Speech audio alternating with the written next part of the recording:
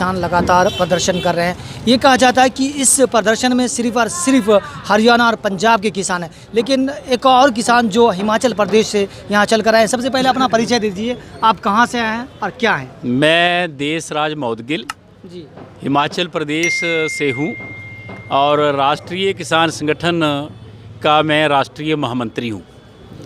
और राष्ट्रीय किसान संगठन अभी 3 दिन पहले इस आंदोलन में शामिल हुआ है। हमारे कार्यकर्ता मध्य प्रदेश से भी आ रहे हैं, हिमाचल से भी आ रहे हैं, राजस्थान से भी आ रहे हैं और महाराष्ट्र और गुजरात से भी आ रहे हैं लोग। कुछ पिछले कल आए, कुछ आज पहुंच रहे हैं। हिमाचल से भी सैकड़ों लोग यहां पहुंच गए हैं। तो ये किसानों का जो आंदोलन ये चल रहा है, ये आज़ादी की दूसरी लड़ाई है और किसान अब निकल गया है, समझ गया है और धोखा खाने वाला नहीं, आर पार की लड़ाई लड़ेगा और कुछ फैसला करवा के जाएगा। नहीं, ये जो सरकार के मंत्री हैं, जो नेशनल मीडिया है, वो ये कह रहे हैं कि इस लड़ाई में सिर्फ पंजाब के किसान हैं।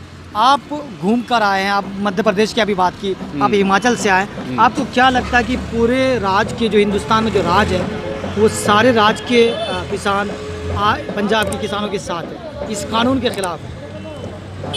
ये पूरे देश के किसानों की लड़ाई है और पूरे देश का किसान इस आंदोलन में शामिल हुआ है। ये पहली बार ऐसा हुआ है।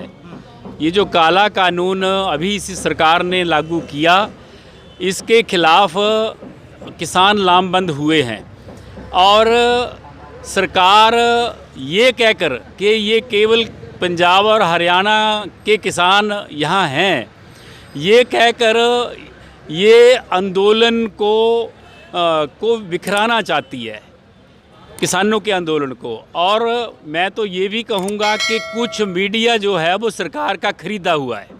वो मीडिया भी ये प्रचार कर रहा है कि ये पंजाब और हरियाणा, केवल हरियाणा और पंजाब के किसानों का आंदोलन है। ये ठीक है कि पंजाब और हरियाणा के किसान सबसे पहले यहाँ आए, अब पूरे देश का किसान अब यहाँ इस आंदोलन में जुड़ गया है।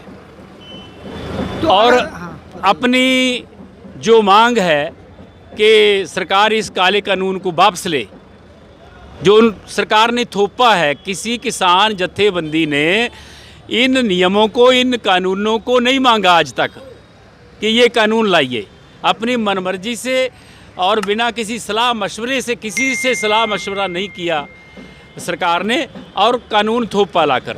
आप हिमाचल से आए हैं, आप अकेले आए हैं या आपके साथ हमारे साथ लोग हैं, हमारे साथ ये लोग खड़े हैं हिमाचल के सभी।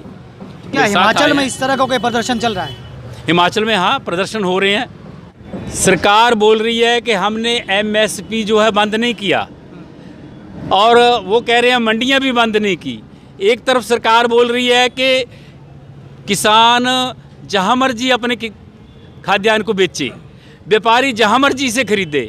अगर व्यापारी जहां मर्जी खरीदेगा तो मंडियों का औचित्य क्या रहेगा? तो मंडियां धीरे धीरे बंद हो जाएंगी। और दूसरा, जो 1955 का कानून था कि व्यापारियों को एक सीमा थी, वो किस हद तक ये जो अनाज भंडार कर सकते थे, स्टोर कर सकते थे, एक सीमा रखी हुई थी। व्यापारियों को फ़ायदा देने के लिए, लाभ देने के लिए सबसे पहला कानून ये बनाया कि उस सीमा को समाप्त कर दिया कि व्यापारी जितना मर्जी जो खाद्यान्न है, अनाज है, वो खरीद कर भंडार कर लें। और व्यापारी उस अनाज को अगर स्टोर करेंगे और बाद में वो एक फाल्स महंगाई क्रिएट करके वो बाद में उस अनाज को निकालेंगे और दुगने और चौगने रेटों पर बेचेंगे। तो सबसे बड़ा नुकसान है ये। और दूसरा, जो कॉरपोरेट सेक्टर को खेती को दे रहे हैं, और मुझे तो समझ नहीं आती, ये भारतीय जनता पार्टी और इनका जो मूल संगठन RSS ये कॉरपोरेट सेक्टर के खिलाफ था। आज भारतीय जनता पार्टी ये जो कॉरपोरेट सेक्टर को भारत की खेती को दे रही है। बड़े बड़े उद्योगपति, बड़ी बड़ी कंपनियां वो किसानों की ज़मीनों को लेंगी और खेती करेंगी और किसान अपनी जो ज़मीन है उनको देके वो फ्री हो जाएंगे, ज़मीन से मुक्त हो जाएंगे। वो कल को उनके कब्जे में वो ज़मीनें चली जाएंगी।